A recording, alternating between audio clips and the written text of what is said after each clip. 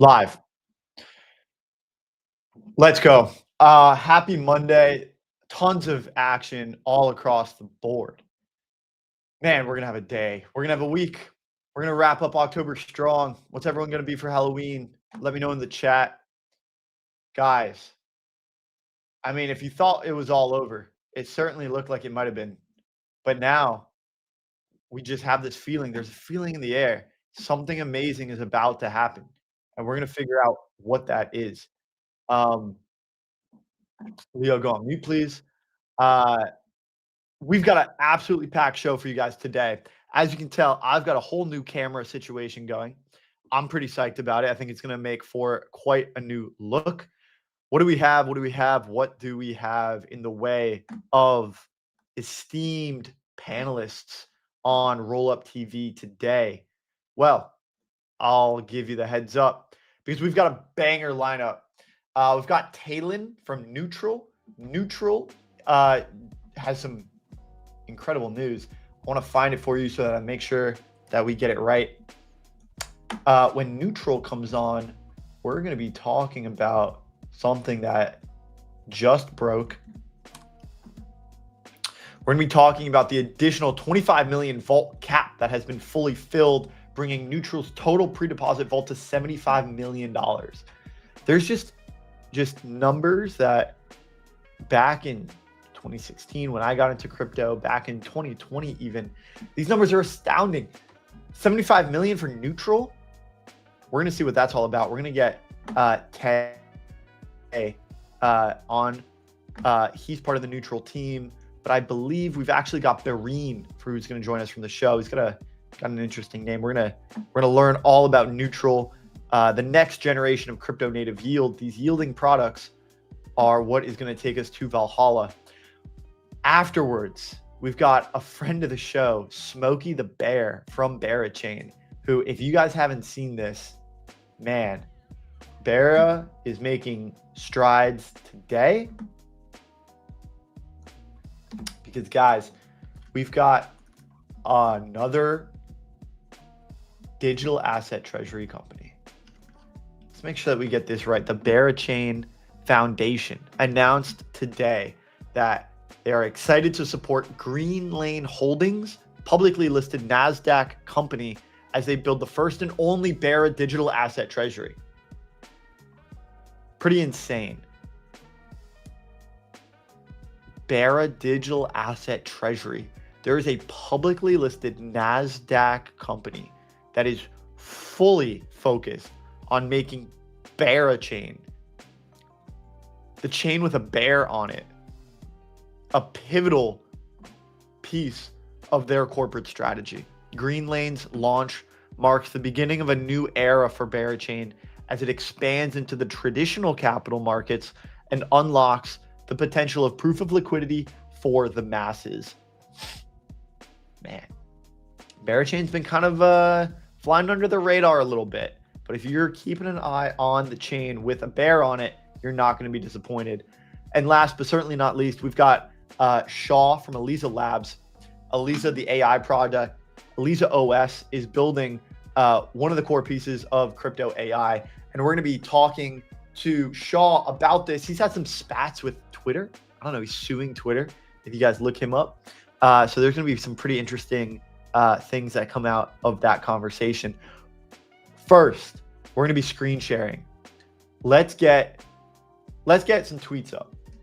There's quite a bit that has happened over the weekend, and I want to talk about some of these things with you guys. So let's get it up.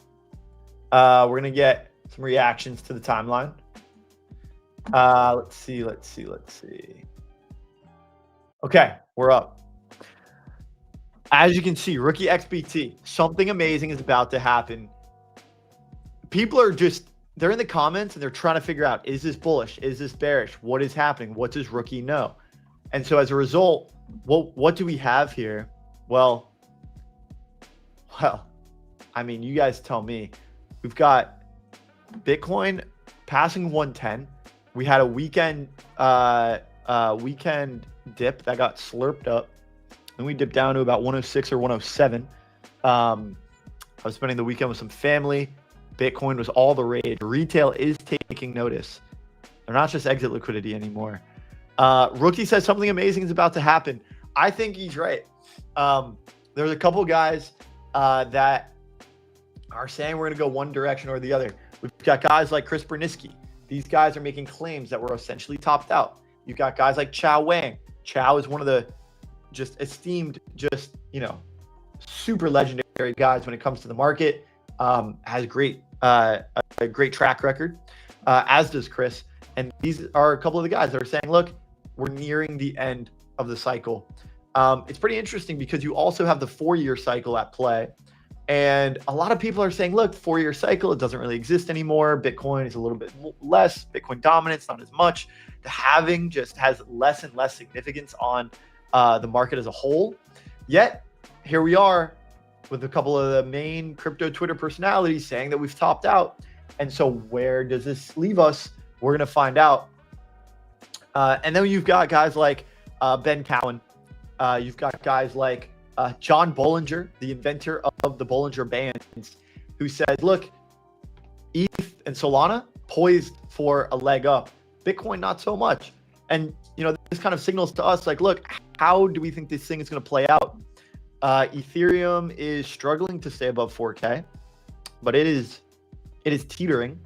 And so we could see 4K turn from resistance into support.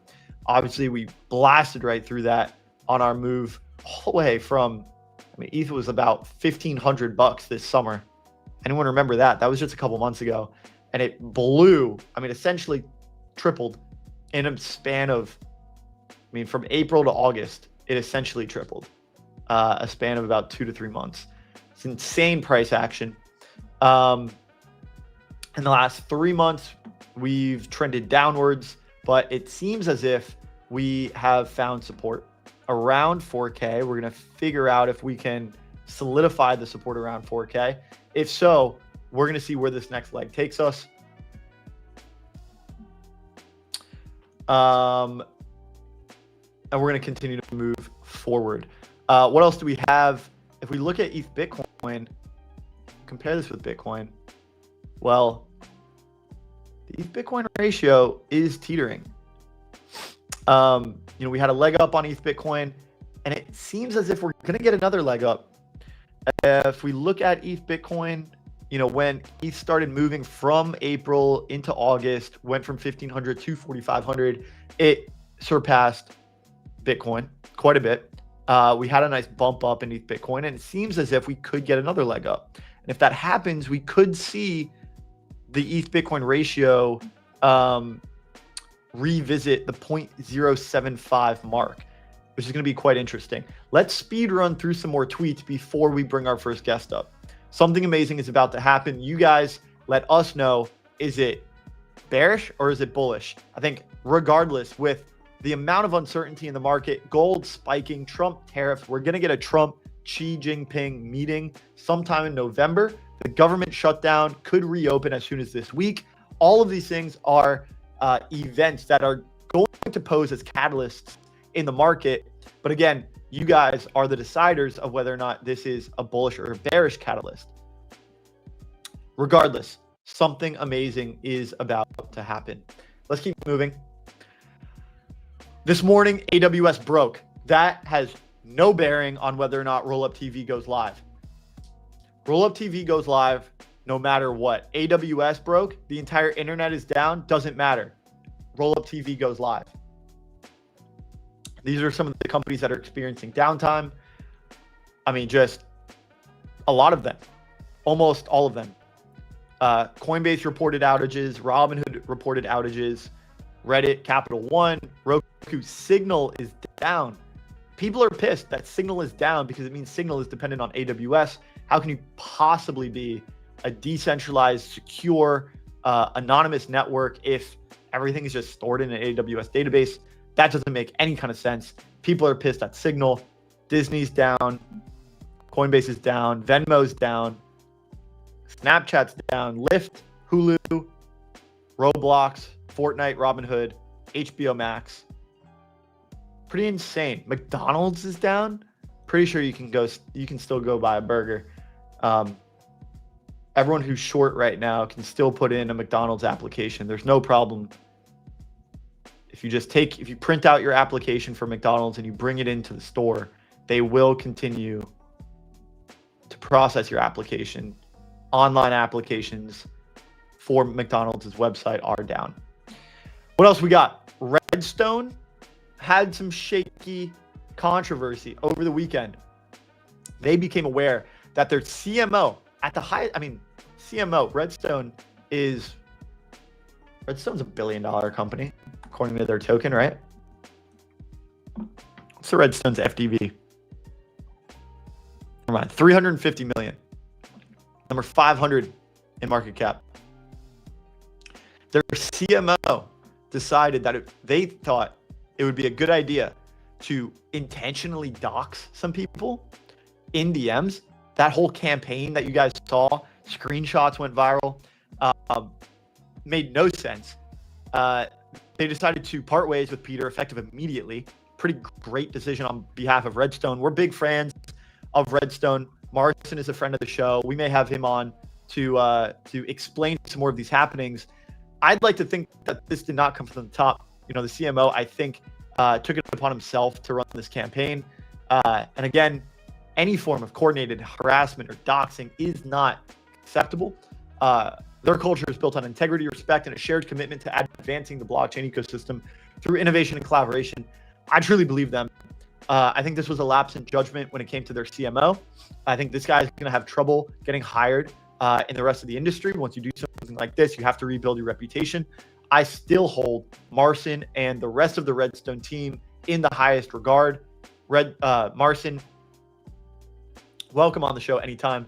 Big fan, and think he's doing things the right way. I think it was the right decision to part ways with Peter.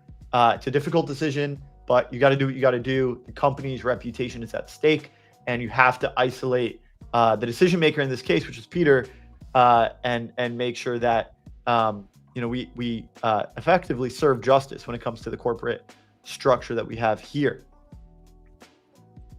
Focus remains on delivering secure, reliable, and high-quality Oracle solutions. Mission has not changed. By builders, for builders. Gotta respect the anonymity. We cannot let this sacrifice our morals. Cannot be doxing people. Okay, I think we've got just a couple more things that we want to run through before we get our first guest up on the show. What do we got here? 𝘗𝘠𝘠𝘚, founder of Solana, hilarious. Mert is literally clowning him in the comments. 𝘗𝘠𝘠𝘚 open sourced a GitHub repo. Effectively, apparently, what we're doing is just he was just messing around on Claude, and he decided to just open source this, and then the whole market went wild from it. Obviously, this is going to pose potentially a conflict of interest if 𝘗𝘠𝘠𝘠 and the Solana Foundation go and launch and start to develop a perpetual solution of their own and start to compete against digital asset projects and ecosystem projects that are built on Solana. We're just going to speed run the rest of these tweets as we bring up our first guest. Coinbase, as well as Robinhood, said that they're experiencing outages. This is due to the AWS outage that we talked about a little bit earlier. And last but certainly not least, Elon is back tweeting about crypto, tweeting about Floki and memes. Floki is back on the job as ex-CEO. Here we go. It's the beginning of a new era. Okay, let's get our tweets off of the screen. It's time to bring our first guest up. We're going to be talking about Neutrl. Neutrl had some amazing news. They recently upgraded their new caps, and I think they've already filled up their new caps. And so we're going to bring on the founder of Neutrl in just a moment. And we're going to be talking about Neutrl. They're flying under the radar a little bit. We're going to be talking about what they do, how you guys can get involved, and how you guys can capitalize on the opportunities that are available as a result of Neutrl's caps. So I believe we're ready to go. Leo, if we can bring up our first guest, we're gonna have some fun. We're gonna talk about Neutrl, and we're gonna understand where they are in their process. All right, we're gonna bring them up in just a moment. Guys, if you haven't already, take a time. Don't be a ghost follower. Go ahead, smash the like button, retweet, subscribe, whichever platform you're watching on. Leave us a comment. We do enjoy questions and answers. If you guys have a question for any of our esteemed guests, please let it rip. Send it through on Twitter or YouTube, and we will ask your questions so that you guys can get the answers that you're looking for. Neutrl coming up in just a moment. Stay tuned. The next generation of crypto native yield. These guys flying under the radar a little bit. Additional $25 million vault cap. Says it's been fully filled. We're going to get the alpha in just a moment. If you guys missed it, I'd imagine they're going to announce another round of these vaults and raise the caps even more. This is the strategy that we've seen other launches take. This is what tends to work when it comes to the go-to-market strategy for raising liquidity and funds within a protocol. So $75 million so far. I believe $1 billion coming very soon. We're going to ask 𝘗𝘬𝘮𝘬, the founder of Neutrl, as soon as he's up.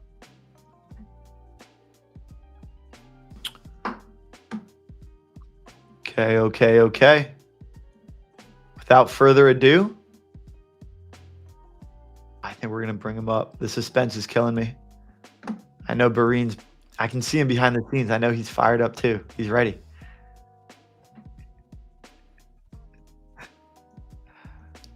Okay.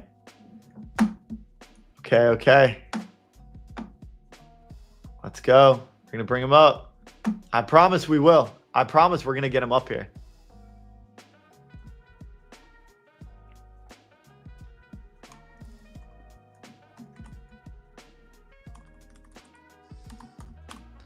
Man. Beautiful. All right. Hey, how you doing? What's going on, 𝘗𝘬𝘮? Welcome to the show.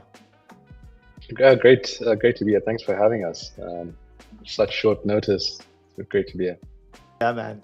Well, I appreciate you coming on such short notice. Also, thank you for your patience and bearing with us as we brought you up. We are live, so this is the nature of a live show. Anything can happen. Man, well, keeps it exciting, right? That's most of our life in crypto. Everything is live, right? So it's all good. We test and prod. No different here. Well, man, congrats on all the success. You guys recently reached the $75 million mark on the caps. You raised the caps and then they're fully filled. How long did it take you to fill the latest $25 million vault? So it was actually a bit of a mess up, right? So last week we opened up the caps initially. I think that filled in about 16 minutes, 50 mil. Today it took over half an hour, but there was an issue on like the back end, too much demand, and then also AWS causing some havoc today on Neutrl as well as Upshift. But it still filled in about half an hour, the rest of it. So we are grateful that people still came in, and I do apologize to those that didn't have a chance earlier. So it's been good. Yep. Cool, man. I mean, when you look at the appetite for what Neutrl is building, and I want to get a little bit of a primer for our audience on what Neutrl is and how it works. But before we get into some of the nitty gritty, I mean, when you look at the appetite for something like this and you say, look, we're going to raise our caps, we're going to open up some more deposits, and then it fills in a matter of a half hour. Like, what goes through your mind when you see the overwhelming demand for what you guys are building? I think the backstory of Neutrl is that the team came together and decided to build something that we thought had product market fit. Realistically, it just kind of cements that other people believe it as well. We are grateful that people do trust us to do it. Pre these caps, we were running 50 mil privately also, and I think that was a strategy that most teams don't do in crypto. But I've been in the space for a long time myself, and I feel like you need to show people that it actually works, right? Versus just playing a game of raising caps and points and all of that. Like, we will deliver the highest on-chain yield once we get going. And still grateful that people do trust it, because I mean, it's a tough market. A lot of people got blown out about a week and a half ago. But it's good to see the demand, and I think it is a strategy that will work. So maybe a lot of people are excited about it. Awesome. And It's a good time. Let's educate the people. What is Neutrl? You guys are the next generation of crypto native yield, but what does that mean? I mean, we've seen the likes of pool 1, pool 2 when it comes to yield farming, LPs. That's when the Rollup was started.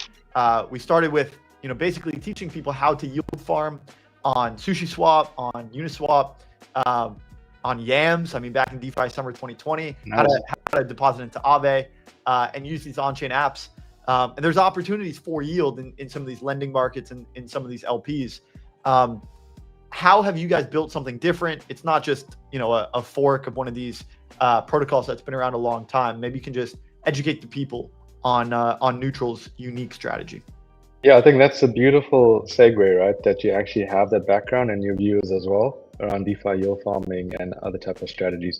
I think what we try to do is build something that hasn't been done before, in the sense that we're tapping into yield that exists in the private markets and is bringing it on chain. It's not a new trade, right? So if you're familiar with Athena and like the basis they run on USDE, SUSD on Ethereum and Bitcoin, that's not a new trade either. I mean, the delta neutral basis is a traders 101 for since cryptos existed. What we've seen over the last 4 years is private markets, there's been a tap into this trade called OTC arbitrage. So guys who are the biggest funds, liquid funds in the space, for market makers, we know most of their names. They get these private deals from foundations, from teams, and they buy locked tokens often, and they buy it at a discount from early investors, VCs, or foundations, and then you short a perp. So basically, you're buying Solana, AVAX, Sui, whatever, 30, 40, 50% below market price, and then you short a perp across Binance, Bybit, OKX, across multiple venues. And over time, you can unwind that discount. But see, the difference between normal basis, where you're buying spot and you're shorting the perp and you just get paid funding rates, is there's an extra margin here. So you're getting the discount over time as the perp and spot unwinds, as well as the funding rate, as well as the staking yield below. And it's something that hasn't been brought on chain before. So it is largely, can only be done if you have tapped into supply, to be honest. Right. You need access to the foundations and in order, to buy these locked tokens. I'm curious, from the foundation perspective, these guys are willing to sell their locked tokens and do so to market makers, but they know that these market makers are going to put on this trade where they effectively take the tokens and then they short the perpetual as a means of locking in that value. What's in it for the foundations? Why, if they know that a market maker is going to go and short their token on perps, what's in it for the foundation to make this sale? Yeah, so I think a lot of legit projects in the space, if you're looking at the top 100 coins right now, I mean, there's a lot of projects that have come across since the last 4 years when we, like yourself as well, got into crypto, and there weren't that many. There was a handful of guys that you could buy, or tokens you could invest in. Right now is a lot of legit teams that are trying to build need to get liquidity. They need to keep growing. They need to build out the ecosystem. They have to make sure their initial investors, whether it's retail, whether it's VCs, are actually still are able to actually grow into it, because I think there's too many tokens out there. So largely, I think teams they go to market makers, they go to OTC brokers, they go to investors, and they sell these slugs largely for ecosystem growth. Of course, let's not be so naive, right? Some teams obviously are selling just to buy a yacht or whatever, but largely why they have to do it is because there's not enough liquidity. So if you really look at it, I mean, forget about DEX liquidity. Even if you look at SEX's, which has more liquidity than DEX's right now, you can't go and sell 1% of your token supply. It's impossible. You'll destroy the token price itself. You'll actually probably destroy all investor and ecosystem and sentiment that you build up around the community. And it's the only way I think you can actually get it out. It's just this niche that exists in crypto. And I think largely it's something that should be accessible to others. Otherwise, it's the same 7 or 8 funds that just keep running this trade. It's incredible. And I'd imagine, like you said, a lot of these foundations, look, sometimes they need liquidity, whether it's decentralized exchange or centralized exchange, but a vast number of them are selling these locked tokens to go finance their lifestyle, to go buy a yacht, go buy a penthouse, right? These sorts of things. Yeah, definitely there are people doing that. So with that understanding, usually that's why they keep these deals quiet. That's why they kind of fly under the radar and they just, deal one-on-one with a market maker. And that's why it hasn't gone on chain up until now. Did you see any pushback when you started to make kind of a push to put a product like this on chain? You're obviously exposing, something that has flown under the radar for some time. Did foundations kind of push back on putting a product like this and shedding more light on these types of market maker deals? I mean, realistically, our product will only work with transparency to some degree. So like if you look at how Athena initially started, there was a lot of FUD around it a couple of years ago, even though it was just the basis. But we have to make sure we shine as much transparency as we can. We will not show actual underlying names, but we'll use ZK to actually prove that we have custody of those tokens. And people will be able to see the vesting on chain. They'll be able to see the cash profit that's being made from the trade as it rolls all on chain. But there has to be something around transparency. It's not really about the foundations being concerned. Also, it's more about there could be nefarious actors in the space, right? If you are running this trade and you short a certain token, somebody could come and try and blow you up. Who knows, right? We have to think of all edge cases. And realistically, I think foundations are happy. We've seen over $800 million in OTC deal flow in the last 4 months. Wow. And that's across many different foundations and tokens. I think there's not enough buyers, to be honest. I know we can say crypto is a massive couple $trillion asset class, but realistically, there's still not enough buyers. So you need more people coming into the space to actually assess it, right? And this is why you see it even on the trade itself.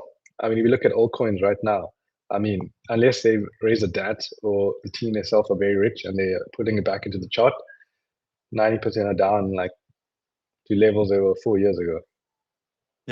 Yeah, absolutely. I think, like you said, DATs. We saw the Berachain, Smokey the Bear is coming on right after you, so we're going to be talking about that. And a lot of the projects they don't have the sort of cash flow or revenue model that is sustaining a chart, and that's why we're seeing things progress in the direction that they're going. I want to walk through a couple of case studies. One is the XPL pre-market that went live on Hyperliquid. Obviously, investors got in. A lot of them are up significantly from the Echo round or early seed rounds that Plasma did. And then they went live. Hyperliquid had a pre-market and we saw it run up to $1 plus. Now it's 40 cents or so. But Justin Sun, supposedly, allegedly, is the one who participated in this. And we saw a whiplash on the chart where people were running the trade that you're talking about, right? They had locked tokens, they were shorting on Hyperliquid, and they were effectively trying to lock this in. But because the chart ran up so high, their shorts on the perps got liquidated. Now they got blown out. Yeah, they got blown out. The locked tokens were fine, but you couldn't sell them because they're locked, right? And so even though they raised in the spot price, it didn't really matter. These guys got blown out. And then all of a sudden they took, they lost a bunch of money when they got liquidated. And then they were only left with the directional risk of locked tokens. What do you how do you reconcile something like this when you look at the size of these markets and the illiquidity and the volatility that exists in some of these perpetual markets? Yeah, so that's a very good example, right? With us, we don't run this trade on Hyperliquid, and that's the real reason why. It's always been a risk pre-neutral, even bringing this to market, right? Some big whale can come into the market, especially on Hyperliquid, and it works a bit differently to Binance, Bybit, and the contracts around there, and OKX. And this is susceptible to that. There's something happens basically if you're running just delta neutral basis and you're longing a perp and shorting a perp without spot, what you mentioned. The both could be liquid, but you can actually get this dislocation on Hyperliquid. I'm bullish Hyperliquid. I love it because I think we all did well in that Hyperliquid from using it pretty early. But realistically, it's not safe for this. And people have asked, even in the Hyperliquid community that we're close to, why wouldn't we do it then? That's one of the reasons, right? It's just not safe enough to do it. The other thing is on that example is you first mentioned that it's actually pre-market. You can't do this stuff with pre-markets, right? Like it's the degenerate market. Like realistically, the same thing happened at pump. I mean, it didn't get blown out, but like people were trying to hedge out what they thought they were going to get out of the institutional round or that retail round they brought on, and then they never got the tokens. You need to have enough quantitative history. Like my team are traders. They've been doing this for like 7 years at institutions in the space, other market makers running this trade. You can never, there's not enough data on like pre-markets. That's not real until like something's been trading for a few months. There's enough open interest on multiple venues. There's enough volume on multiple venues. You can see the token unlocks. It's a bit different, right? Similar to like Liberty. Like realistically, everyone got into that. Some people haven't even gotten their tokens yet. Like, I mean, that's a topic for a different day, but I'm just saying like there's risk in that. You can't run trades on expectations of what's going to happen. Like even the way we do the deal, like very like simplistically, we actually get custody of those tokens from the projects. They aren't new projects. They aren't projects that are just listing. They're not SAFs also. People think it's okay, we're buying a SAF from something that's going to TG. No, it has to be like tokens that have been trading for a long time. There's enough actual data around it, and you can monitor like unlocks, etc. Yeah. For anyone who's unaware of how these pre-market markets work on Hyperliquid, it's super reflexive.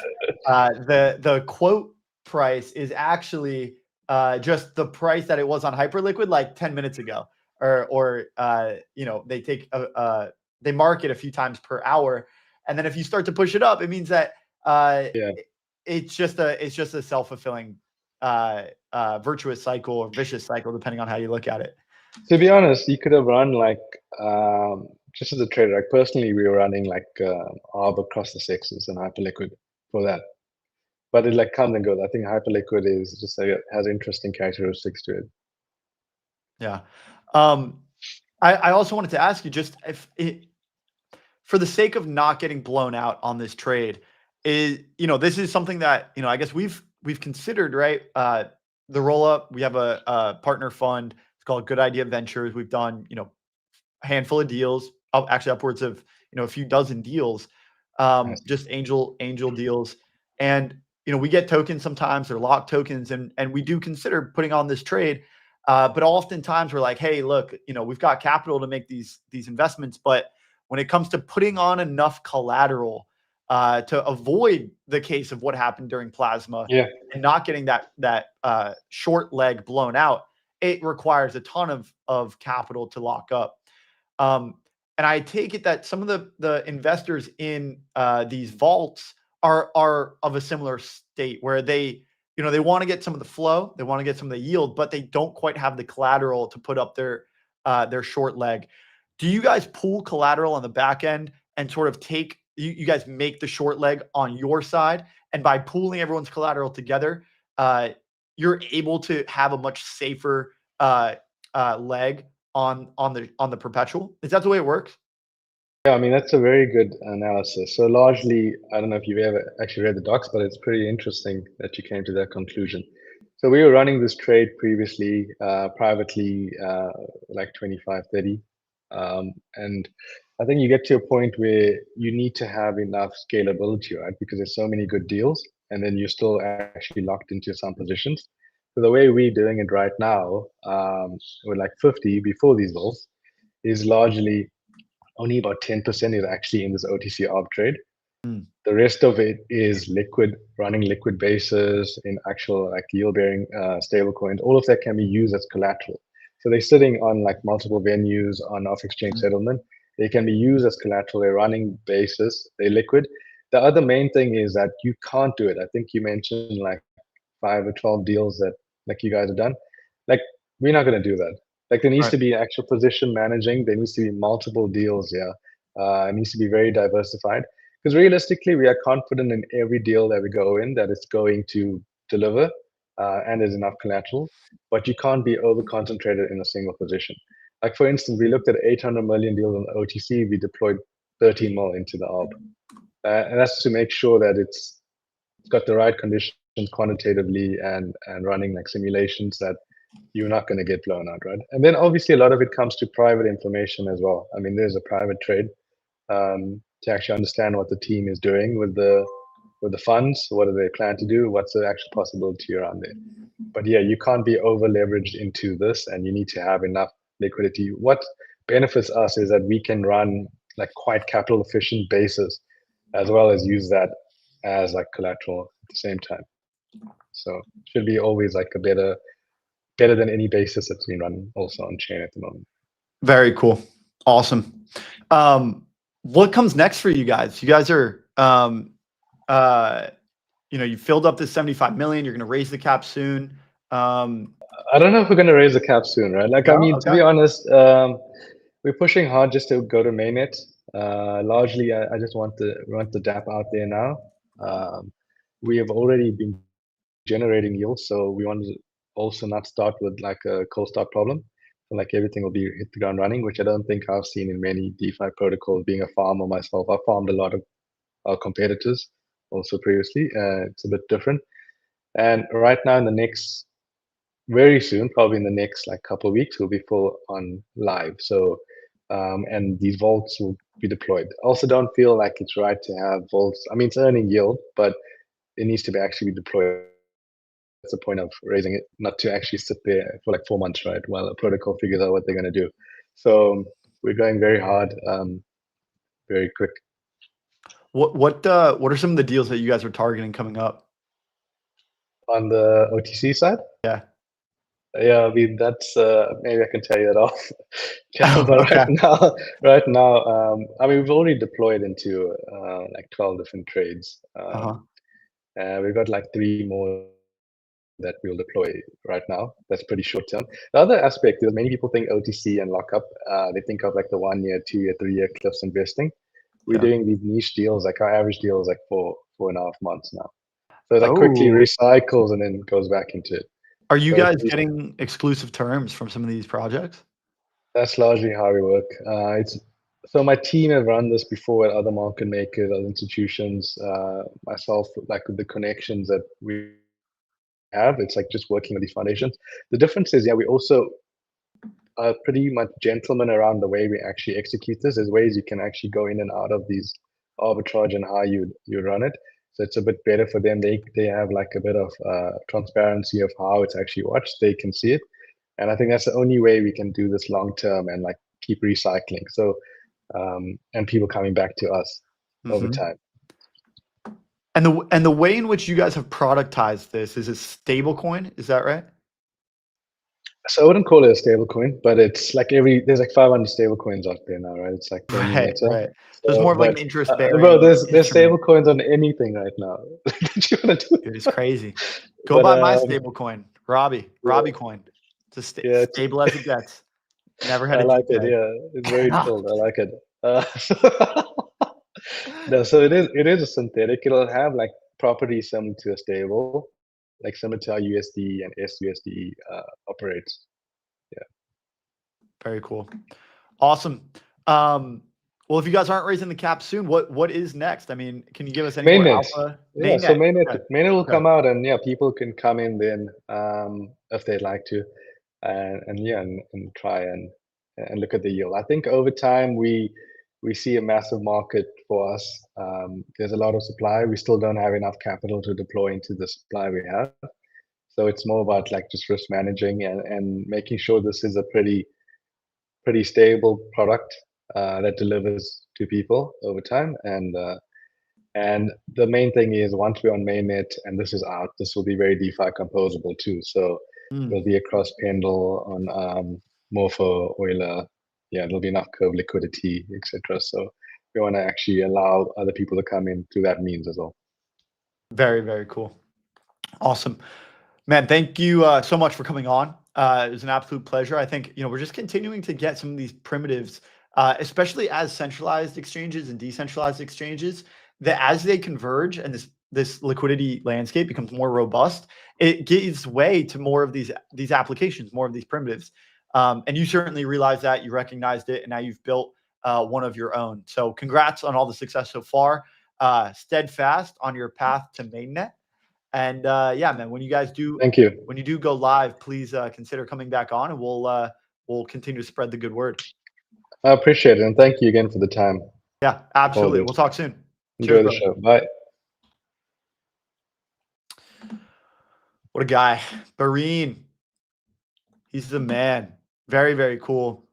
Very cool project. I mean, you know, for anyone who's done any kind of angel investing, or even if you just kept up with some of the primitives, we will talk more and more about this very soon. But this is one of the things that, you know, we see when we're looking at the deal flow and the capital formation at play in this ecosystem. You know, there's all kinds of opportunities to get yield. And I think, you know, as we sort of alluded to there at the end, as centralized exchanges and decentralized exchanges converge, like these primitives were not possible until there was a robust perpetuals ecosystem where funding rates were able to generate this yield. And generally, we were able to put these locked tokens in a vault that paved the way for some native yield. Foundations were running this strategy that was very covert. They really did not shed too much light on these strategies because, as we alluded to, these foundations, they wanted to sell their tokens, they wanted to get cash, and they, you know, kind of had this dual benefit of getting some cash, using that to finance their lifestyle, but then also putting some liquidity into the ecosystem. And they kind of did this, you know, very covertly. They didn't, you know, put too much attention behind it because the optics around selling locked tokens just wasn't very great. But now, as we get more maturity in this ecosystem, teams are doing things in a more legitimate way. They're doing things more publicly. And that's how ultimately these opportunities get passed on to everyone else, because we're able to take these, and it's not just an elite exclusive group that has access to these opportunities now. Now these opportunities are available broadly for everyone. That was Berachain. Congrats again to him for all of his success at Neutrl. Coming up now, Smokey the Bear. Berachain was one of the most exciting and hyped ecosystems in a long time. Berachain and Monad were kind of going bar for bar because, look, they each raised a significant amount of money. They had a ravenous community for each of them, and they were really taking their time when it came to launching. Berachain did go live. We're going to get an ecosystem update on everything that has happened at Berachain. These guys are still building.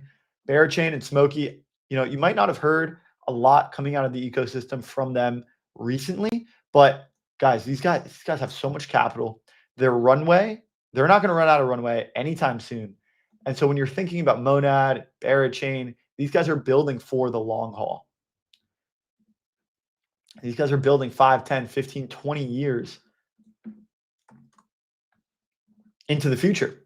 And so this is what I think the mindset has to be when we think about a project like Berachain. We think about the longevity. Everyone's got a different time horizon when it comes to crypto, but I think if you look at Berachain and you look at what they did pre-launch, you look at their funding history, you look at their reputation, you look at their ecosystem, both technical and non-technical when it comes to community building. This is a team that's obviously going to be here. They're going to be around for a long time. They're not going anywhere. So I think it's important to sort of adjust your time horizon when you're assessing, you know, where this project is in its life cycle. There's projects out there, they're founders, they're bull market warriors. They stick around, you know, they raise these quick rounds, short vesting, 6 months, they're in, they're out, they make a quick buck. And then you've got teams like Berachain that are building for the long haul, building something sustainable. And so even though there's short-term gyrations, look at the bigger picture, and I think you'll get a better sense of where these projects are going. I think we've got Smokey in the back. I can see him. So let's make sure that we get him up. We'll get him unmuted in the meet, and we'll make sure that he's ready to go. Let's see. I can hear you, but the audience cannot hear you just yet. And we want to make sure that all the alpha gets shared. Perfect. All right. Let's see. Smokey, we're live. What a profile picture. Ooga booga. Great What's to up, see you, dog? Smokey. How are you, man? Good to hear from you again. Good to see you. Been a minute. I feel like was it last in Denver, or where did we see each other last? I think so, man. The conference circuit has been a whirlwind. Maybe Dubai or something. I can't even remember, man. I It's, didn't go to, it was probably Denver. I think it yeah, was it sounds Denver. like Denver. I hung out with you guys for a little bit. Yeah, I it was mean, fun, man. It's always a good time. I feel like you guys have been cooking, and it sounds like the operation's expanding. I feel like there's more levels to this, like to the show preparation than there were before, which is probably also a sign of things going well. So kudos to y'all. Thank you, man. And right back at you. You guys launched a publicly traded vehicle today. That's something that the Rollup does not have, and very few crypto projects have. But a lot of them are knocking on the door trying to get in. Dude, what is Berachain? The chain with a bear on it. It's actually real, and it's actually being traded on the Nasdaq. Can you just tell us like how and why this happened? Yeah, definitely, man. I'm happy to give you guys a rundown. And it's honestly, as there are many things, Berachain, like partially hilarious, partially intentional, a little combination of all parts, right? So, on one hand, I also want to make sure I'm like appropriately disclosing and disclaiming things like, I'm not a member of the team of /Greenlane. Obviously did my best to be helpful when it came to making sure that people were interested in that transaction and doing my best to be a supporter of the ecosystem, but I have no like economic interest in the vehicle, etc. Just saying that because, I don't have my PR hat on, but I think I have to be a little bit less lackadaisical when dealing with things like Nasdaq listed, stocks and whatnot. Naturally. So, with that little bit out of the way, we had contemplated the idea of putting together a digital asset treasury, since like April or May of last year. And it's funnily enough something that we were considering on the Toronto Stock Exchange because you might remember myself and some of my co-founders, like we're Toronto based. A lot of our team is based in Toronto. We're sort of born and raised here, and knew a lot of folks who had sort of built and scaled companies on the TSX. And the TSX is like a little bit like it's a bit of a shitter factory at times. I'm not gonna lie, in that you definitely get some entertaining things out here, and then there's a TSXV. Which is like the even more junior version of that, if you will. So we were just like, hey, like it could be pretty interesting to like take over /RTO a company and then use that to build a bear treasury, because there was actually a company called Ether Capital that had done this a few years ago. Like I want to say like 2017 or 2018, and at one point was trading at like 30% of NAV, and you could just buy dollars for 30 cents. It was pretty cool. Then I think it got rolled into PE at some point. So like TLDR is that there's a little bit of Canadian adjacency to these vehicles to start. Very cool. And funnily enough, like the first $5 billion that 𝘗𝘪 raised came from like a shop that, is not always necessarily loved in Canada called 𝘗𝘯𝘵𝗫𝗎𝑡𝑦. So, a lot of the model like came from here, and we had the idea kicking around for a little while. And I think that as the ATs like got more and more underway, the thought process matured a little bit as well in terms of like, okay, like what is the point of a DAT? Like why should there be one? And of course, there's the idea of Berachain having a DAT, which is hilarious, but I think a lot of it is like just downstream of the tailwinds that we're seeing in the space as a whole. Like, I've said this before in other pods or in other, places in life, but the whole TradFi is coming, institutions are coming thing like isn't a meme for the first time. And I think we've seen that with like the ETFs and staked ETPs and even staked ETFs and whatnot over the last little while. But DATs certainly become uniquely interesting as more than like, a donation to the public markets, if you will, and actually more of like a permanent capital vehicle, right? And then, when you ask that question again of like, why does one need to exist, right? I think that in the cases of like Bitcoin and Solana and Ethereum and some of these like very, very commoditized or perhaps accessible tokens, I personally find the case a little bit tougher to make, in that it doesn't seem too difficult for someone to actually go and buy that with their Coinbase account or even with their Robinhood or Wealthsimple in Canada, or whatever it might be nowadays, right? Like they end up being relatively accessible, perhaps not the best liquidity ever, but relatively accessible. And we found ourselves thinking, okay, like, what is the actual unlock of a DAT? And in my opinion, it really does boil down to what one can do with those assets, as in like, why should assets in a box be, more useful or more valuable than assets sitting by themselves? They either have to be meaningfully more accessible, so probably not necessarily majors, or they have to be utilized and deployed in a manner that's, much better overall. So I think we approach it from a number of different angles. One is that I think Berachain has always been deeply crypto native, as you know, but it's also run by guys, including myself, who I think have had backgrounds in slightly more traditional walks of life. We've built and scaled companies. We've worked in VC, PE, banking, etc., and have been around the block a couple times and are no stranger to the capital markets. And in this world where TradFi and crypto really are colliding, it's like, okay, it does make sense to have a strong capital markets arm of Berachain as a whole. And the DAT provides a very interesting way of putting that together. And beyond that is that when we think again about this whole overall trend of crypto x TradFi, a lot of it is the space maturing and dropping some of the performative veils that we've seen before, right? And I think there's some things that are healthy and some that are unhealthy in terms of that performativeness, right? And that on one hand, I think decentralization is important. On the other hand, I think that very few groups will be able to make a case that they're going to be more decentralized than Ethereum. And it's like, okay, is one competing for second place in that case, right? And what is one doing with the blockchain and its resources? Because as we start thinking about chains less and less as platforms for network security alone, and more as almost distribution mechanisms, capital formation mechanisms for ecosystems of businesses, Berachain's opinionated take there is that chains misallocate their resources right now. And funnily enough, that was actually something that I think traditional capital allocators could get behind and understand. It's like, okay, you're used to there's these three waves of blockchain, right? There's blockchain 1.0 or Bitcoin, where you're like, I'm going to trade energy for this token that has value and is scarce and it's digital gold. Then you have Ethereum. You're like, okay, I've still got this ledger, but I'm effectively going to pay for notary services. As in, I'm going to put up capital to run a validator node, and that's going to say whether this or that happened on the network. And I'm effectively paying for security and verifiability. And we're like, okay, yeah, there's value in that 100%, but perhaps not as many resources need to go towards notary services alone, and those resources can actually go towards helping businesses grow. And that, I think, was part of what made Berachain make a lot of sense within a DAT.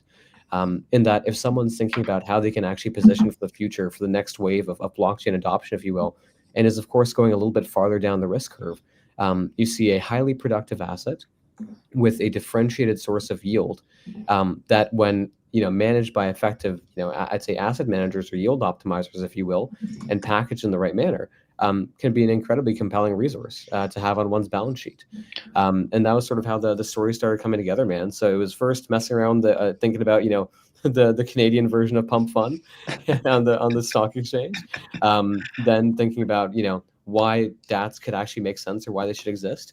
And then thinking about how Berachain is actually, we believe quite on trend in a very hilarious manner, despite being Berachain, to this TradFi slash crypto melange that we're seeing right now, and then building a vehicle that could help facilitate that. So sorry, I know that was a little bit long-winded. It's great. I hope that helps run it down a little bit. It certainly does. So you covered the capital formation of Berachain as well as this industry as a whole, and how the lines between traditional finance and DeFi are blurring. And DeFi and proof of stake coins, proof of liquidity, which you guys have pioneered, these are capital formation techniques that you really don't get anywhere else. And I think that's pretty critical to why you've gone and you've put forth a product that can serve as access to this novel capital formation mechanism. There's really hardly any, if any at all, publicly traded vehicles or products that have access to proof of liquidity as a concept. And that's something Berachain has pioneered. And that is how this Green digital asset treasury company is unique. Now, one thing that I want to clarify is that when we're looking at kind of the broad swath of DATs that are out there, a lot of them are Bitcoin and Ethereum focused. And you talked about how those are actually less valuable or productive when it comes to the capital formation strategy. Than some of the ones that are a little bit further on the long tail can be, and how productive those can be for the industry. The Ethereum DATs, at least currently, they're accumulating the ETH and then they're putting it. But from what I've known, a lot of these are they're not really using the apps in the ecosystem. They're just blanket staking. They're just putting them in validators. You got it. The Berachain Green treasury company. You describe some very novel mechanisms when it comes to proof of liquidity and how a capital allocator can get access to new forms of capital formation. will Greenlane be deploying their Bera in some creative and unique ways? How will, of course, they're going to be accumulating Bera tokens, right? And that might be locked or it might be unlocked tokens. But once they have their tokens in their possession, what's the next step? How are they going to be leveraging or deploying these Bera tokens for ultimately the growth of Bera per share? 100%. Great question, man. And of course, I can only speak in terms of what I believe to potentially be the case, as opposed to, definitives there. But my understanding, and I believe that, a non-trivial part of what made the vehicle attractive for potential investors was, on one hand, an opportunity to double down on Berachain at a desirable valuation.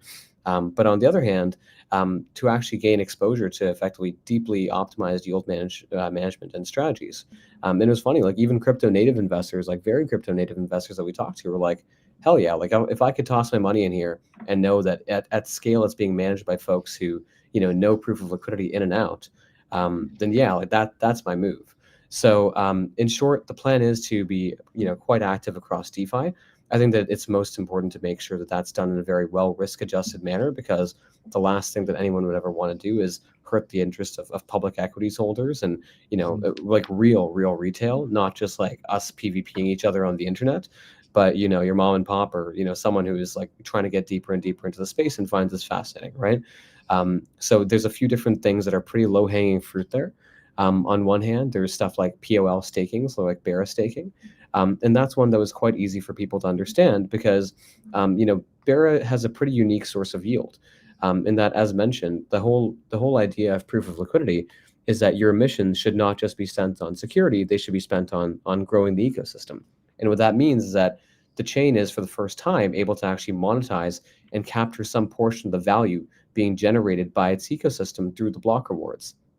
So in many cases, when a block is being emitted on Berachain, all these apps are participating in an auction and saying, hey, I'm willing to pay X amount for this block versus I'm willing to pay Y amount for this block.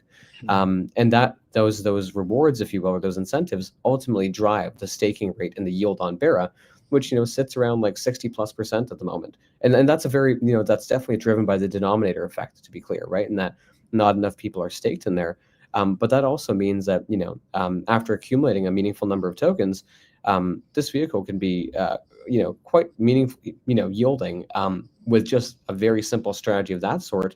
Not to mention, LPing in stable pools, or sort of like, LST pairs, for example, providing single-sided liquidity on avenues like Bend, Dolomite, Euler, whatever that might be, and basically just trying to be an avid supporter of the Berachain ecosystem. And I think that the biggest thing there will just be, having very carefully set out risk tolerances and making sure that there's never a point where, that the vehicle is going too far down the risk curve and exposing itself to potential liabilities in exchange for some tiny, extra smidge of yield, if you will. So yeah, the plan is to be active in the eco and then to do right by it. And Smokey, man, I mean, you guys obviously had a thriving ecosystem. Community was ravenous. I remember leading up to the launch. I mean, it was one of the most exciting times to be in crypto. And then, you guys launched, and people were really, really excited for some of the things that you have going on. And I think, it's worthwhile to sort of recap what the last few months have looked like and generally how the ecosystem is, how it's doing now. Can you just give us kind of an ecosystem update? What are some of the things that are best performing? What are some of the communities and apps that have really, harnessed some of the energy that you guys launched with? Yeah, for sure, man. I think that, what we saw, and like I like to call a spade, right, is that I think we were fortunate to have a ton of hype, and we were, in many cases, one of the most loved and occasionally the most hated projects around. Now I think we err a little bit more towards the latter, which is okay, and I'm good to keep on doing our thing. Because, we love a good comeback story, a good redemption arc, if you will. I think that what we saw over the last few months, man, is objectively, we saw some people being like, hey, man, like, I can't believe I spent so much of my time and my life on this and it didn't turn into the win that I was looking for. So I think you saw that, like, that area of disillusionment. And I think I very much, relate or now empathize more with some other founders who I've met in the past, whether it's like expectations are so massive and reality or execution was just not able to be at that same level. And unfortunately, like, without making excuses, it's a little bit more than par for the course in the space. So I think what we've been trying to do is to find the teams that, are really locked in, are there and sort of are ride or die in a sense, and just simply believe in what's happening on Berachain, have a lot of conviction in the way that we're looking at growing the ecosystem and proof of liquidity as a whole, and want to make sure they're part of a solution as opposed to part of a problem. So on one hand, I think that we've seen some of like the riffraff clear out, if that makes sense, and on the other hand, I think that we've started to see other people really just like stepping up and doing the hard work. And I think it's tough to name the full suite, but to give you a few groups, I think I would see as having stood out in like their resilience, if you will. I think the guys at Infrared have been ecosystem stalwart partners. They're also, to give a little bit of an alpha leak here, they'll be part of the group that's actually helping to manage assets and deploy assets for the DAT. Because there's no one who knows how to manage validator economics, and in many cases wraps all the major vaults on the chain for their LST, like Infrared. So those guys have been killing it, and I think staying very nimble throughout changes in POL, throughout changes in the ecosystem as a whole. I think the Kodiak guys deserve a similar shout out. I think that they've been able to very quickly continue iterating on product, shipping at breakneck speeds, everything from their auto compounding vaults to more recently their perps, which use Orderly under the hood and have like Binance tier liquidity and have been picking up tens of millions of volume over the last couple of weeks. And I think just they keep on shooting their shots, which is awesome. I think the guys from Dolomite have really had a hero's journey over the past couple of years. I think they locked in quite well with proof of liquidity, use that to scale their TVL meaningfully. Our go-to destination for Bera deposits and borrows, of course, as well. And of course, I think Corey has been able to very well balance his responsibilities there with some of the work that he's had to handle as a CTO of Trump's World Liberty Finance as well, which definitely brought some excitement to the Berachain ecosystem, the first Bera coin on Binance, et cetera, hopefully the first of many more. And also some fun stuff that we can hopefully do in the future with the World Liberty team and USD1, et cetera. I would give similar shout outs to the guys at Beraborrow. They've been like a pretty great stable within the ecosystem and have actually been building some really cool products that, I'd say are more resemblant of like yield basis type products that can allow for some very interesting new yield profiles on a bunch of pretty cool assets, everything from your standard like ETH and Bitcoin to even more exotic stuff like XRP that is just like not easy to find yield on. So I think there's all those guys who have just like done the hard work. I think I also give a special shout out to the Roots team. They've been incredibly nimble. And even though Ozzy is a bit of a crash out at times, he has a very good heart and wants to build a product that a lot of people will use and love, and they care about that a ton. And along the way, we've ended up, experimenting a bit. We've hosted little hackathons, which I was normally super bearish on, but with good curation can be really cool, and have met people building everything from, DPIN last mile, like drone delivery networks to, pin duo style, like group gambling / shopping apps, and, a wide variety of things in between. I think on the consumer side, we've seen some stuff really picking up. I mean, the Puffpaw guys have been crushing it. I think they're doing like $1.50 or something a month in revenue, which is insane. Yeah. And, crushing it on the distribution side as one does. I think that we're also going to see pretty soon something that I'm personally quite excited about, which is a lot of these, private credit adjacent opportunities on the chain. And then, I think that like we've seen, like if in many cases, you may have seen people be like, oh yes, I'm going to tokenize this private credit fund, right? And it's going to give me, 10 or 13% yield. Great. But I don't think those opportunities are that exciting because on one hand, they often come with a pretty meaningful price tag. And it's like, you're paying for a random brand. On the other hand, they also just like don't really have that much upside. So what I think is much more fascinating is almost like the unbundling to some extent of that private credit. So for example, there's a group called Liquid Royalty that is basically going to be tokenizing the top line revenues of leading Amazon eShops and bring that on chain. It sounds a little bit weird, right? It's like, what the fuck is an Amazon eShop? And like they, these are basically some of the largest growths, like mini businesses or stores in the world. A lot of them are these like Shenzhen-based like manufacturers that have great businesses that are growing like 60 to 100% year over year, but don't actually have great access to growth capital.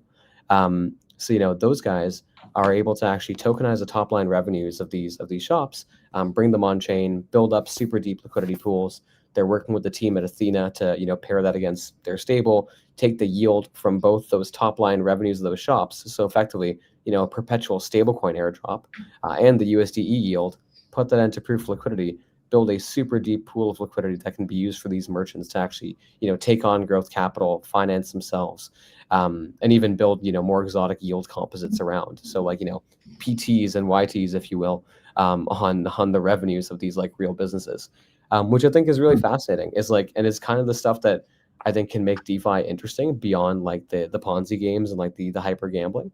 So I find that kind of stuff really interesting because I think it can actually be a 0 or 1 for a business. So stuff like that has been great. And then there's also stuff that I think goes hand in hand with some of the work that we're doing as we think about how Bera can make sure that we position ourselves for not just crypto natives over time. So for example, there's a group called KDA, and they do basically player engagement, fan loyalty programs.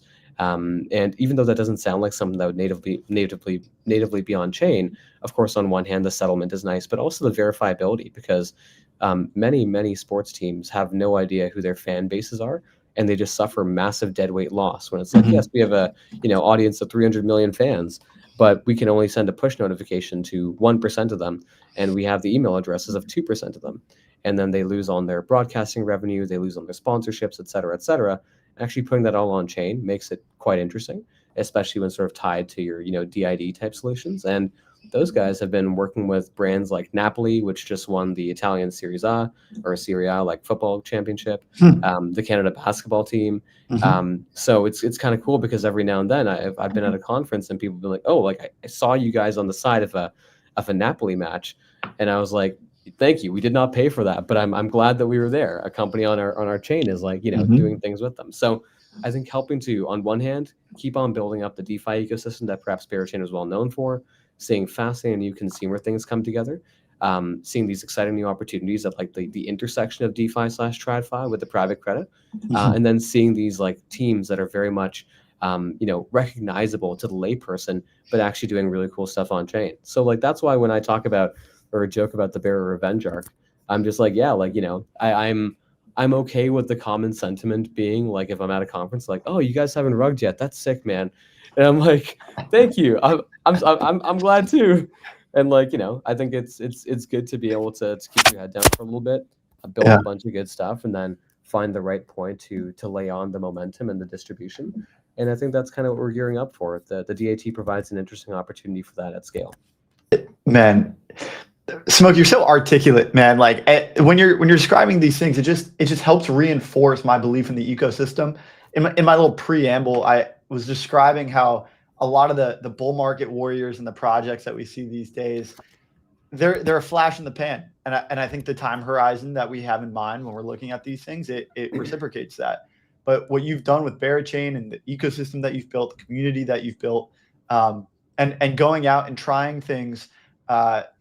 You've been able to cross the entire curve, going all the way from the left curve to right curve, the things you were talking about with private credit, unbundling this, also the e-stores on Amazon, tokenizing some of the top line revenue, doing creative things when it comes to capital formation for these businesses, and generally just opening access for these businesses to growth capital. I think you're thinking about what crypto can do for people. And more specifically, you're not thinking about what crypto can do for you. You're thinking about what you can do for crypto. And I think you're helping steward a lot of these concepts and these ideas into mainstream, into retail, into businesses. And blockchain and crypto is a very powerful tool when it's applied correctly. And I think you are thinking about it the right way. It's very, very cool to see you build and to continue to watch this ecosystem grow. And I think you're a great steward and a great pioneer of this technology and of these ideas. So, Smokey, I'll always appreciate our conversations, man. I'm really looking forward to the next time we're meeting up, and always appreciate you coming on and sharing your insights. Hell yeah, bro. One little tidbit I'd leave you guys with, I think is really fascinating, or like it's a fun accidental full circle here. Is like Greenlane, the actual company, is a non-flower touching like cannabis adjacent company, which I think is like hilarious considering that the Berachain, started with an NFT collection of bear smoking weed. I wish I could say it was totally by design, but it really wasn't. It was like, half-half. Happy accident. But what I think is like one of the coolest things here, and has been personally very exciting for me, is that there's a couple of like absolute all-stars joining the board as well. One is a dude named Billy Levy. He basically built and sold a couple of companies with Richard Branson in the gaming and consumer space. Has been a public markets executive and also sold a couple companies over there. And is then actually came out of retirement to build a very consumer facing distribution layer on Berachain that's raised about 25 million in stealth from a few of the best funds in the game. So he's actually going to be stepping up and taking a director seat. And then the last dude who's going to be entering the foray is a guy named Bruce Linton. And if any of you guys messed around in cannabis stocks back in the day, the name might be familiar to you because Bruce used to be the CEO of a company called Canopy Growth, which was the largest cannabis company in the world, went to like a $15 billion market cap, and had to see some shit along the way because you don't build a business that big without ruffling a few feathers. So one of the things I think is also like very cool, hilarious, and interesting about the DAT confluence here is that you also have a couple of very experienced cannabis executives helping to steward this operating company that that's core business was in cannabis, but also offering a ton of advice, connections, and I think scar tissue to the Berachain adjacent ecosystem and team as a whole. So I think that there's going to be some very hilarious like outcomes of that over time. Yeah. Is Greenlane continuing its cannabis operations? I think we'll see, and I don't have a very strong indication on it. My understanding is that the default path is to sort of wind them down over time, but I also have to imagine that from Billy and Bruce's past experience in the space, perhaps there's ways that they can add value that wouldn't have immediately been on the table in the first place. But never know. I say that with a heavy grain of salt. It's fascinating, man. It's just so early in this entire DAT landscape. I mean, I tweeted something this morning. I think you liked it. Tom Lee said the DAT bubble burst. Smokey said, "Hold my beer, man. Let's go." 110 million private pipe going into Greenlane, the Berachain DAT. Smokey, we're gonna see you in Argentina.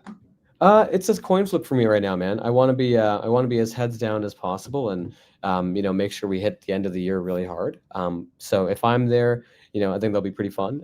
If not, then I'll make sure my team is there. It's tricky though because the last time I faded a conference was ETHCC, and I heard that was awesome. So I've got a little bit of an adverse selection thing going. So I'll figure it out. All right, man. Well, totally understand either way. Heads down building. It's always a grind, but if you do make it out, let's grab some steak and a beer. And always fun meeting up, man. It was a great chat today too. Likewise, man. Thanks so much for having me. Take care, boys. Thank you. We'll see you soon. Beautiful. All right, let's keep it moving. Shout out Smokey. I mean, the guy raised $110 million private placement. Obviously, he can't say that he was directly involved, but we know that he, as leader of the Berachain ecosystem, played a significant role. The chain has a bear on it, and the chain is real. Believe it or not, it is real. So let's bring Shaw up. He's on the show now. Shaw, what is going on, man? It's great to have you. That's awesome. Welcome to the show. It's your first time on. We were just talking about Berachain raising just an exorbitant amount when it comes to these digital asset treasury companies. They're the latest one. Do you have any comments, any thoughts on this? We're going to get into AI and open source AI and everything that you guys got going on at Eliza in a moment, but any comments or thoughts on this digital asset treasury, just this wave?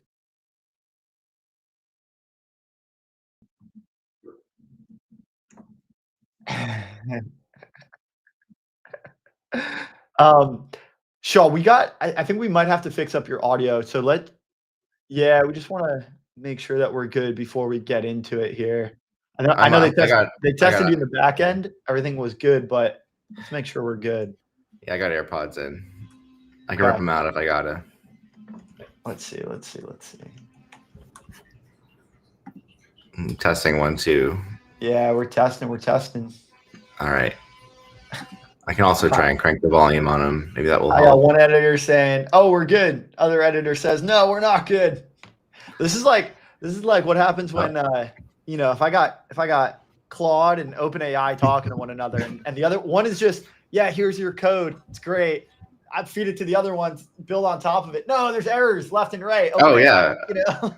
Oh, you need that. You know, you need one to abuse the other, so you don't have to take on the emotional labor of doing that, you know, constantly. Exactly. I don't want to be the what do they say?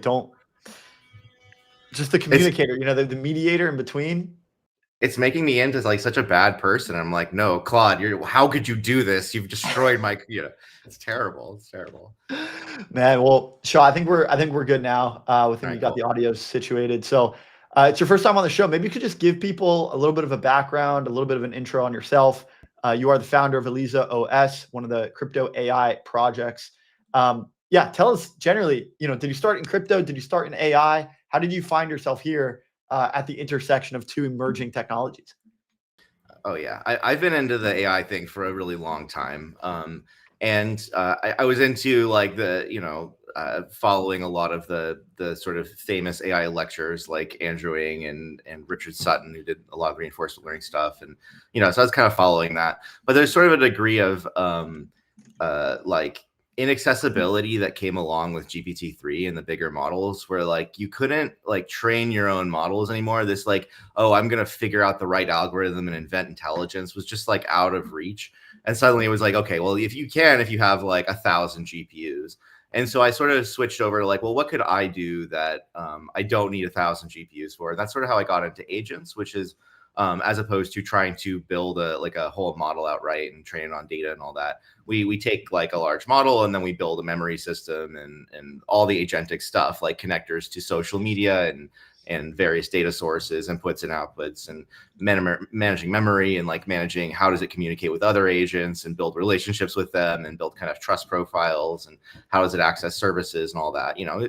So it's kind of like if the like ChatGPT or like one of these systems, like, you know, an OpenAI system is the brain, then I'd say that agents are sort of the body around that. It's the connection into the real world, and this does have ramifications into robots, and you know, which are like basically agents are like software robots. You know, it's not going to open a door and pick up fold the laundry, but it might like access a service and an API. So I was really into this stuff. And when GPT-2 came out, we're kind of like, well, this like makes poems. It's like something. But when GPT-3 came out, that was like a real big turning point moment. And I think that most of the people I know, even most of the people who got caught up, like, you know, end of last year in the like crypto AI craze, were largely agent devs who had been working on this since about that time. That was like the real like inflection point where like you could even make an agent and it wasn't just like a crappy bot that, you know, like picked out words that people said and responded to those or something. So that's kind of where I was coming from. And I was thinking like, well, this is obviously going to get to the point where people are going to make agents where whether or not they are conscious or humanoid or whatever you want, people are going to definitely make them say that they're conscious and human and have emotions and feel, you know, and it's going to be a weird fucking world we're going into. And I've always been interested in both like the sci-fi of that, like reading all the sci-fi and just like thinking about the ramifications and like, you know, Ghost in the Shell and Her and all that stuff. But but down into like, well, we can actually build this stuff now and we should explore it. And we should especially explore it before it's really like ready, before it can like, you know, kill us all or whatever, like scary shit in the future. We should have like these conversations about like, what does it mean to like have a robot in your house or to have like an agent friend or to have like an agent girlfriend or something, or, you know. So anyway, that's kind of where I was coming from with this stuff, was like exploring the hard questions, but also like trying to build it, you know, and actually make these things. And I got really nerd sniped, and I'd been working on agent frameworks for a long time. And then, yeah, so that's snap forward to like about this time last year. The Truth Terminal is doing its thing, you know. And Truth Terminal is not like on Twitter. Truth Terminal was like in a window, and Andy's copy and pasting the weird shit it says into Twitter. Right, and I think that kind of took people by surprise because they saw, you know, this thing that they thought was very innovative. It was kind of started to go off on its own, and then they realized, oh wait, this is just kind of, it's cool. It's still got sort of its own, you know, way of looking at things, but the actions that it's carrying out are not done by itself. They're done by a human in the loop. Yeah, but the side effect of that is that the website that Andy is using to talk to Truth Terminal is a website you can go access. Yeah, the infinite backrooms, right, is the Right. thing, and he had created that, and people realized, well, I can go get it to create coins, right, and that's how Fartcoin is created, and that's that, like, oh, and I think that there was this like idea. I mean, around that time, I was just messing around with a friend, and he was into crypto. I had met him because he had created the first DAO on DAOs.fun, and I just thought it was like a cool idea that I'm terrible at trading. I've always been into crypto like conceptually, and I love EVM and all that, but I'm like not a DeFi guy at all, really. And I was like, well, can somebody just trade for me? And so the initial idea, DAOs.fun, is we've kind of transformed it and dragged them along with us. But the initial idea was like, oh, you just like put some money into a thing, and then like a friend trades your money for you, and you make money off memes. Like, okay, cool. And so I met this guy, and we started bullshitting, and that's how we kind of started. We brought back 𝘗𝘮𝘬𝘗𝘓𝘁, like, I don't remember 𝘗𝘮𝘬𝘗𝘓𝘁. We brought him back as an AI, and that went really well. And then people realized they could launch their own agents because our code was open source. I really, really believe in open source and like just sharing everything we do, and I think that led to the spread of Eliza. That I had originally pitched this idea of like an AI that bullshits and shit posts and then trades, and we did some of that stuff, but I don't think LLMs are particularly good at trading, but it's kind of a fun meme, especially in the bull market. We can talk about that if you want, but yeah, after that, people realized, oh, I could just launch my own, and I can show my meme coin, and I can build some crazy agent off of it, and that's how we got to where we got to, and everything blew up, and then the market crashed, and we got trumped, and now we're here. Yeah, man. Now, and just to wrap up this backstory, was ElizaOS? It was under a previous name, right? The actual, okay, so the thing is, we were AI16Z is the name of the token. Right. We're doing the migration. It's still AI16Z, and we're doing the migration in the next couple of weeks. That means it'll be the ElizaOS token. Part of that is, well, A16Z reached out to me and was like, this, yeah, we like the joke. Mark Andreessen was the one who started the _TruthTerminal thing. Right. But people are getting confused. We're like, yeah, that's fair. I get it. Yeah. I get confused. I say AI16Z when I mean A16Z, and I'm like, oh shit, this is bad. So yeah, we're definitely we were biting pretty hard, and the joke got a little too serious, if it makes sense. So now we're ElizaOS all the way through and doing the relaunch. Yeah. It's interesting. I mean, you caught the attention of the right people, right? Yeah. They reached out. It's like, hey, change your name. It's like, hey, okay, we will, but do you want to invest in us too? Yeah, I did. Well, I'll be honest. I did talk to them about investment, and just the nature of the way that this current round is. Like, we're just doing the migration and launching, and we went with more like strategic partners who are pretty close to us already and who are already in AI16Z. But they gave me a lot of great feedback about like, you should really be thinking about, I'm really concerned with like solving the problem of agents. I see all of these people building agent networks, agent marketplaces. I'm like, show me one. Where's the one fucking agent you use every day? Just show me one. Let's just start there. It's like the metaverse. Like, cool, you've got a world of 1 million rooms and they can hold 100,000 players. Just give me like one room with 5 people in it that come back every day. Like, solve that problem. Like, I brush my teeth every day. What's the like toothbrushing equivalent of an agent? And I just haven't seen that. And so I've been very focused on that problem. But I think that what people are looking for is the network play. And especially in crypto, it's like hard to say like, so you're launching a token that's sort of for your company. Like it's a weird exposure for some VCs. So they really had the feedback of like, think about what the bigger picture here, like go bigger, And I was like, oh, okay, that's pretty good. So we'll definitely go back to them when the time is right. They were definitely like open to it, understood the mimetic power of that. But they're like good VCs. They don't just buy into shit unless it's got a really good story. Yeah. Sometimes it's more bullish for them to pass on something, and then when you do figure it out, come back later, and then it makes more sense to do it. And I would honestly say they're the only VCs that I've talked to in crypto, like A16Z Crypto, who gave me like really good feedback, like on the call. Like, damn, that is, I will like. You've just like got my wheels turning, you know what I mean? It wasn't like, okay, what's the percentage discount or what, some bullshit like that, you know what I mean? Right. They're fundamentally interested in changing the world. I mean, they're thinking big, they're just thinking big. Yeah. And I just wanted to sound off on one of the things that you mentioned, because it kind of got my wheels turning about, the toothbrush problem or solution of AI agents. To get one that you come back to time and time again. And you correct me if I'm wrong, but my impression is that for us to come back to something over and over again, it has to be general enough to solve really a broad swath of problems, or else we're just going to come back to it once in a while when we have that specific problem that we need solving.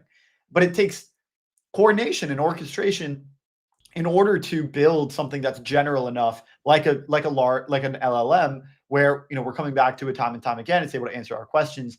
When it comes to an agent, we need that level of generality in order for it to become useful on a daily basis. And that might mean coordinating lots of agents or building a really, really general one. And, sometimes it's easier to start with a small scale and then scale up. And so do you think that's kind of the right way of thinking about it? The progression is, look, we're going to build a bunch of small, specifically trained agents, and we're going to either scale them up so that they can, we can kind of bake all of them into one, or we're going to coordinate amongst all of them and then just, run something that's going to call the right one at the right time. And that's going to be like our daily driver of an agent. Is that the right way to think about it? I think that's exactly the right framing. And you could call this model the super agent model. And you could say that there's a few ways to slice that, and you're describing them, which is like, one is I just have like one massive, the giganto agent with everything, possible. Another is I have an agent that's on my side that is going into some sort of agent network and then finding the agent that does the thing, which is specialization. And then the final, and probably what I think is the most realistic for where we're at, is the like agent that has a bunch of services it can search and access. And if you look, this is like MCP is really the I was going to ask about thing. MCP. Obviously, OpenAI had their own thing, but they've adopted MCP as well, and now they have an app store. So like OpenAI is leaning into that idea of like, let's build the best possible agent we can, but it's going to go access external services and tools, and we're going to let people build and sell those services and tools. And this is what we're doing as well. And this comes back to like that conversation I had with A16Z, and just like thinking about the big picture, is like, well, we want to sort of offer the open source and decentralized alternative to that. And mostly just because I think it's important that exists. I think that it's important that if you have an agent that you want to do stuff that, crypto is just like, it's so freaking hard to release a crypto app into an app store without a bunch of region restrictions and a bunch of bullshit. You just can't really do it adds cost and complexity and just like lowers your addressable market. And so like there's an area where just having an open source version of this would be great. There's a ton of people who need distribution, who like are really have a great product, but they're really struggling to get eyeballs on it. And if you have an agent marketplace where it's like the agents just are like finding the thing that solves the person's problem, then like they don't have to come to your website and sign up. And with things like X402, you could just have like, you just get paid every time an agent hits your service, and you just provide the best damn service and don't even worry about, like you can see more of like, instead of SEO, it's more like this agent search optimization for like using your tool. And then, so OpenAI is doing an app store, hundreds or thousands of apps, everything you can imagine, like a Notion app and a Zapier app and whatever. And we're very much thinking about this, but we're really thinking about like, well, what are the areas that OpenAI is not just going to do this with? And I think there's some things that crypto is really uniquely interesting in making agents, and also agents that get smarter. And so maybe there's a loop here between what you're saying of like agents that contact other agents or contact services, and then that like super intelligent God agent or whatever you want to call it. Well, you train that off of the data of the other. You like have this loop. You train the model on all the data you collected from all the agents doing stuff. And the way you do that is you can have the model actually judge like, how well did I do on this? And not just good or bad, but you look at all the other times it tried, and did I do better this time than that time? And it's kind of this like it's like Claude Code uses this now. It's called Ruler. It's a pretty straightforward way to like do reinforcement learning. And so you can have the agent do stuff and then feed it right back in, train the agent, and have that kind of DeepSeek sort of style model, which is they invented this like GRPO and RLAIF thing. Anyway, sorry, I'm dropping a lot of nomenclature, but like the idea of DeepSeek is that like it's not just a language model, but it has this like reinforcement learning angle on it. And before that, OpenAI was the only one who had that, and DeepSeek open sourced it. And now it's relatively straightforward, and there's like a lot of libraries, and it's pretty easy to build an RL loop. The problem is like, can you capture enough data and enough like variety of data that's doing interesting things? So what we're focused on is like, can agents do prediction markets? Can agents like can we make a game of like like social feeds and news stories and all that stuff to create things that you can predict. You can predict like stocks or synthetic perps and stuff like that in a game-like way, in a lab-like way. If we can even prove that an agent can beat a prediction market in this, then we can go unleash it on Polymarket and all these things. But I think a lot of people are jumping to that. They're like, oh, agents that predict the future on Polymarket. And it's like, you're taking an LLM that's never ever like been trained on the deep processes that it would take to actually predict something. It's just like making up some bullshit, you know, and like it's not really going to be better than deep research from OpenAI or, you know, it's not really. But it could be, but we could be there. Like we can build those agents. We just need the data loops. And so that's what we're really focused on is like, I think we're all like, everyone is doing the like data capture and ranking and building better models and building better agents. And somebody's got to be thinking of it for decentralized, and somebody's got to be building the stuff that like will work for, you know, things like prediction markets and stuff like that. So that's kind of what we're leading into.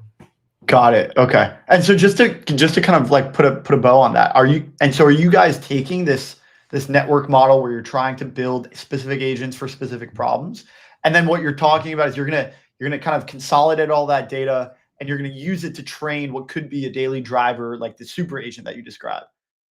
Yeah, I mean, I think the daily driver of all general things is still pretty challenging because you can't just feed it like one data source. You need quite a lot of varied data, and you need a lot of money, like to train a lot, you know, the models and stuff.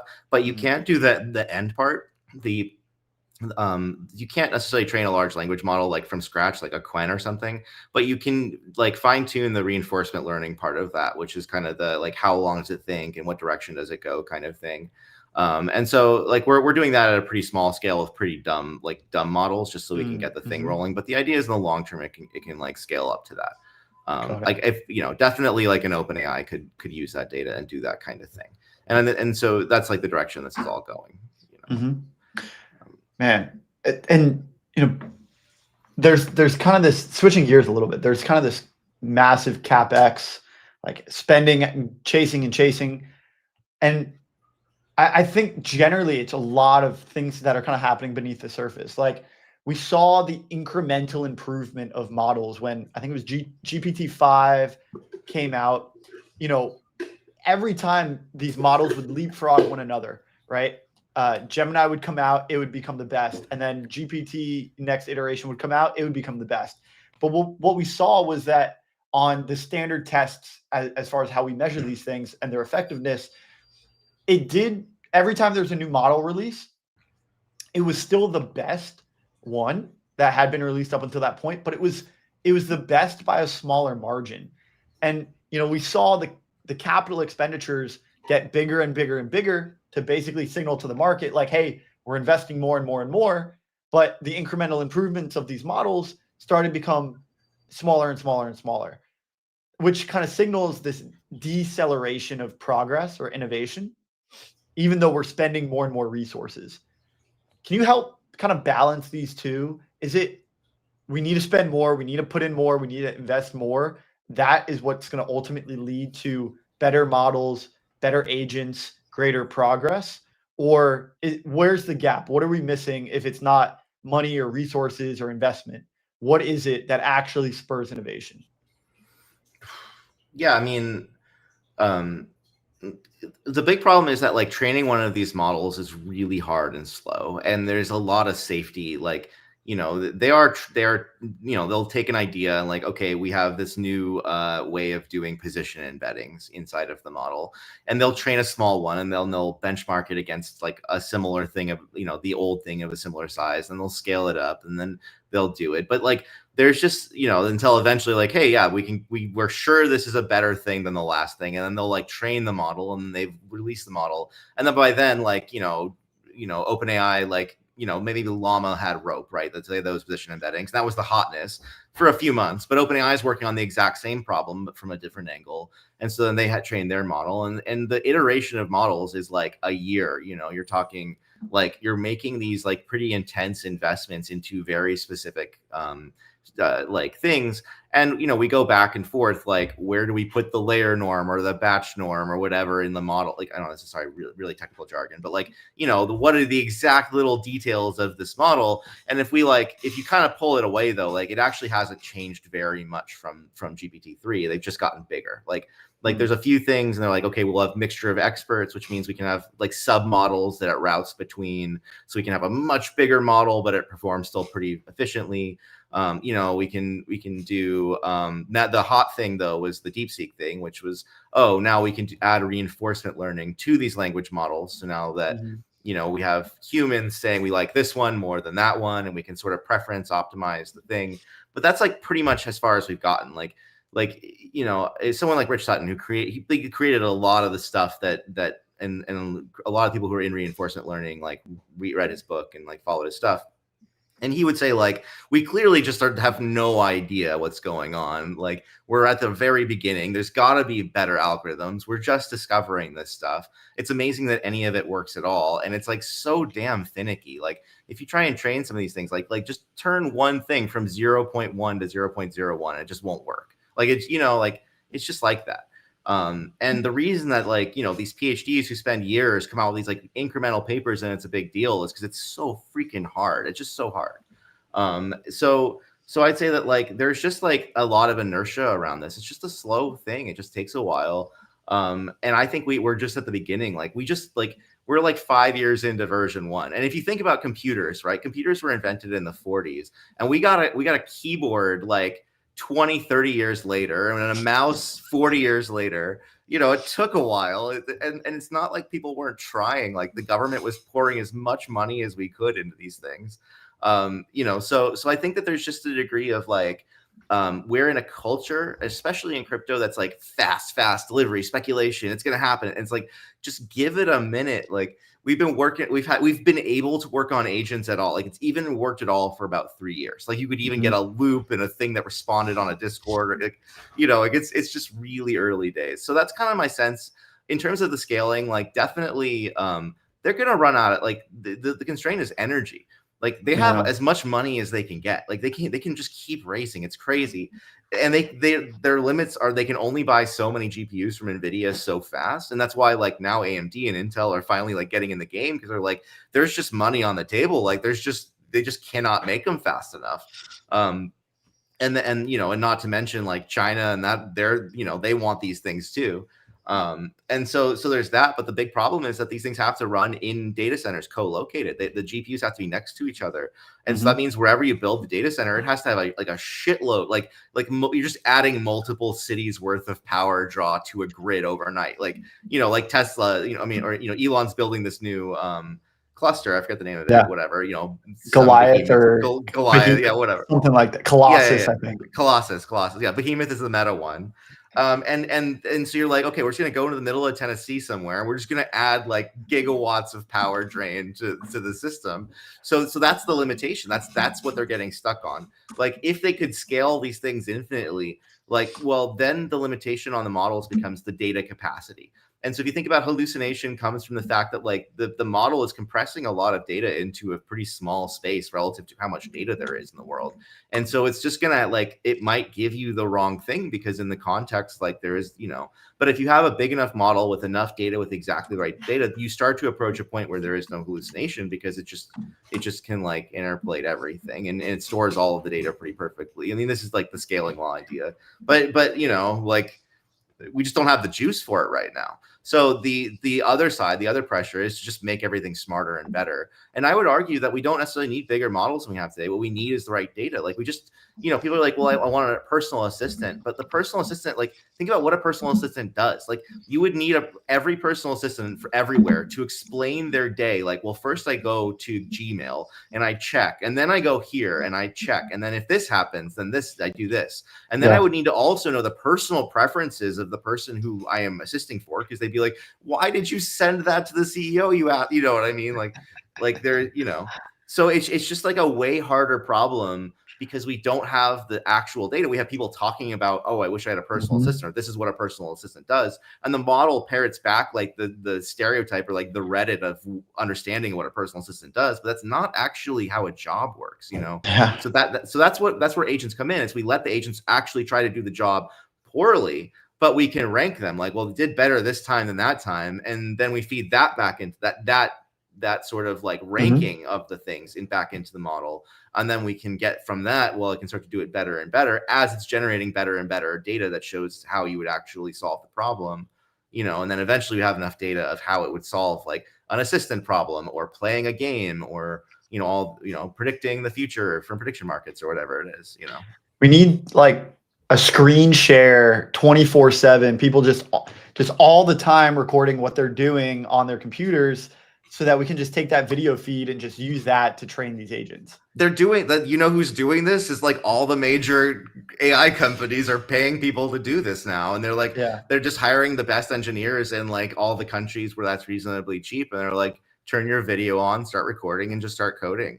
You know, we just want to watch. And that's happening for sure. You know, what do we do in crypto? It's like, you know, well, I mean, there's value there, but it's definitely hard without having like a user facing thing like ChatGPT, where you have like, you know, 800 million users or something like that, you know. Right. It's incredible, man. 𝘱, like this is, it helps to get, you know, your perspective on these things, because I think you toe the line between crypto and AI, and you don't, you know, just drink the Kool-Aid, which is super helpful. Is there any closing thoughts that you have? Just any misconceptions that you think we have in this industry that are important to clear up, or anything flying under the radar you think, you know, deserves more attention? Oh yeah. Okay. Well, I've really been thinking about this a lot, and thinking about like, if you go back to like reinforcement learning and machine learning, everyone's just playing games, like like everyone, Google, you know, they're just like, hey, let's just do Go, you know, DeepMind. They're like, let's do Go and let's do chess. And then they do that. And they're like, okay, cool, we did Go. I guess we could solve protein folding now, you know, like casually, like with the model that we used for Go, like, you know, and this is not just a gimmick. Like John Carmack, like, hey, let's make Doom, and then let's make Quake. And then Jensen Huang is like, well, let's make graphics cards to make Quake run fast. And then like AI happens, you know, so, you know, like all of it's running on NVIDIA cards. So I think that people in crypto want to jump to the like, oh, let's use AI to secure supply chain logistics, or for like guardians for our network, or for DeFi trading. And it's like, you're going to the really hard thing, like just the hardest possible thing that even humans are really bad at. Let's just start with, what's the game version? What's the video game version of trading or prediction markets?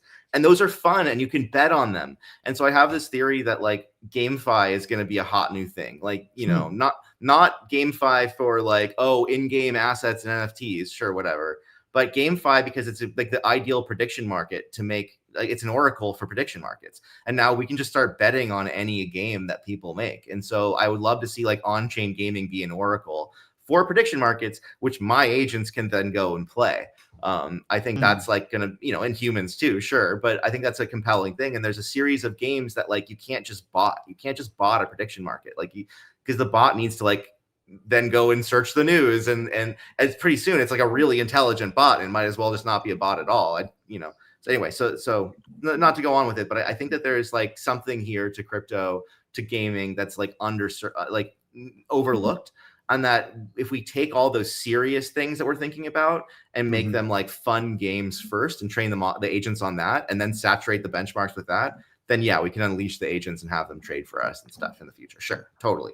But right now it's kind of a LARP, you know. So we can get there. It's only a LARP until we have the data set. You know. You reminded me of something that I heard about the other day, which was it's out of Talus Network, which is kind of like this AI like prediction market. They're trying to use agents in prediction markets and use them for competitions. And yeah, it's called idle.fun.